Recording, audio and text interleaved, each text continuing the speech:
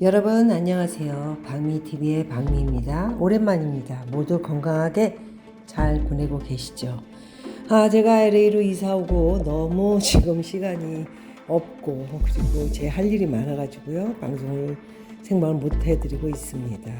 어쨌든 중요한 문제에 대한 거 하나가 보여서 여러분들에게 제 예언이라 할까요? 저도 또는 분석 좀 말씀드리도록 하겠습니다.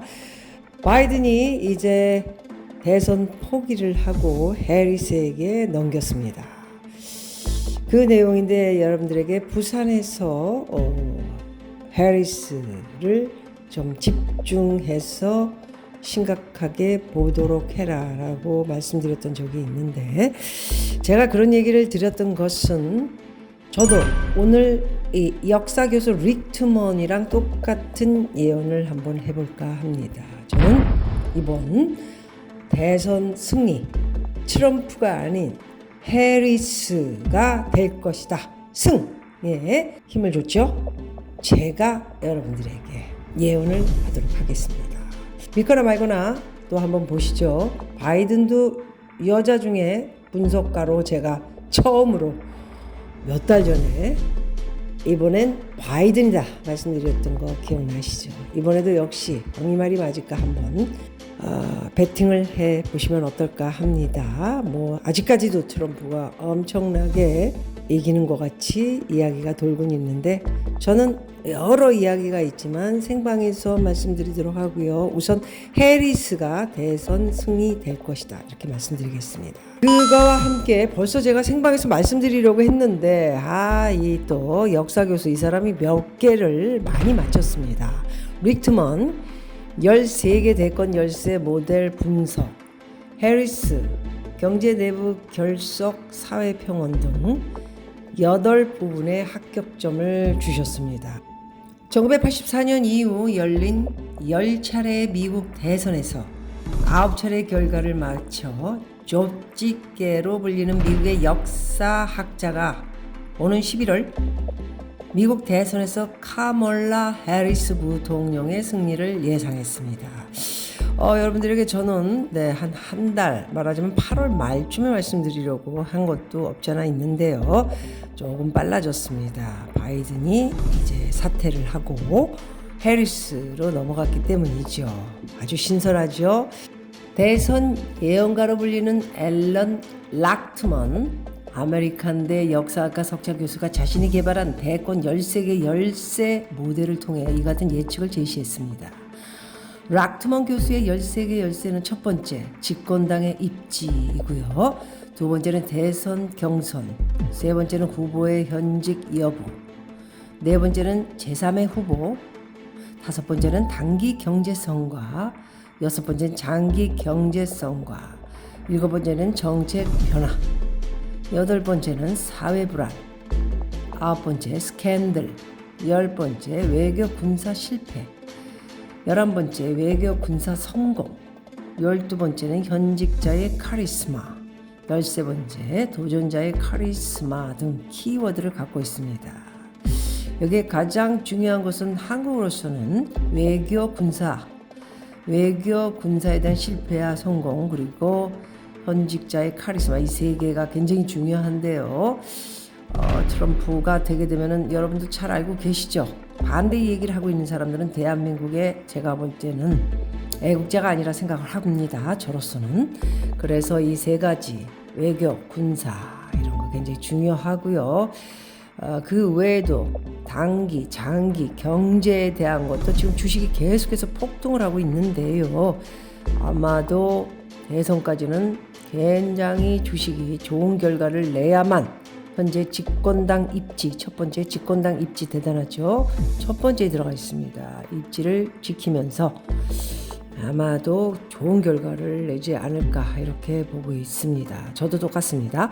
락트먼 교수는 이 키워드로 1860년 이후 미국 대선의 추세를 역사적으로 분석한 결과 집권당이 8개 이상에서 유리하면 대선에서 승리할 것으로 판단했습니다.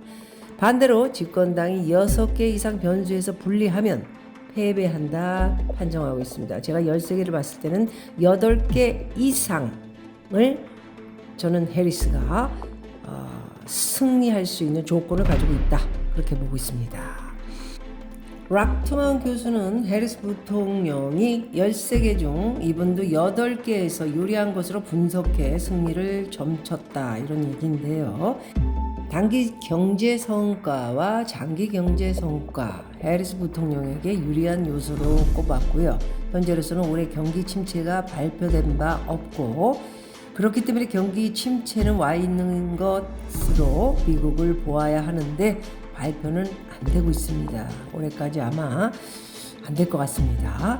미국의 2분기 국내 총생산 GDP 성장률도 2.8%로 작년 4분기와 올해 1분기를 상회했습니다.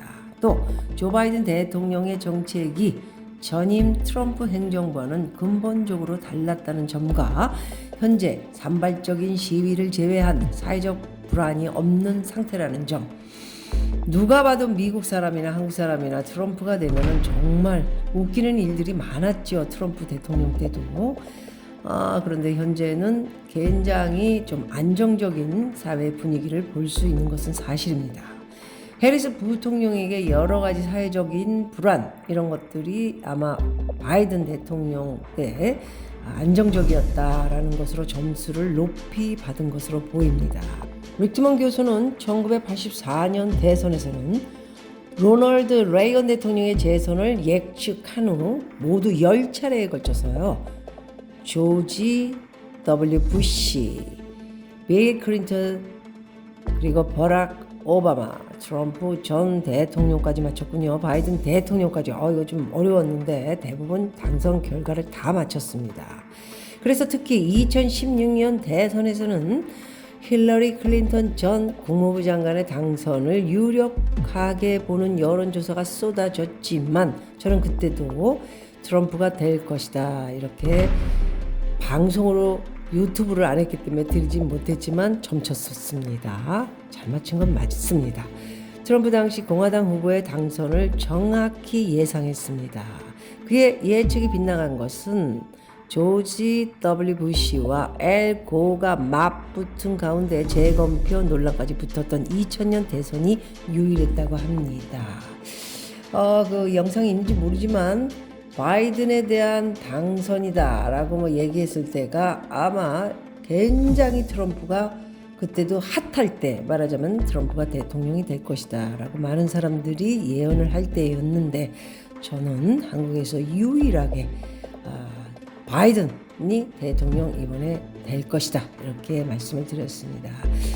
좀 빠른 이른감이 있습니다. 많은 사람들이 무슨 얘기를 하는지 모르지만 아마 이런 걸 신문으로 읽을 수는 있지만 틀릴 걸 예상하고, 저처럼 대놓고 이야기는 안 하겠지만 저는 대놓고 한국에서 유일하게 얘기 한번 하죠. 해리스가 이번 대통령이 되므로 이것도 된 것 같네요.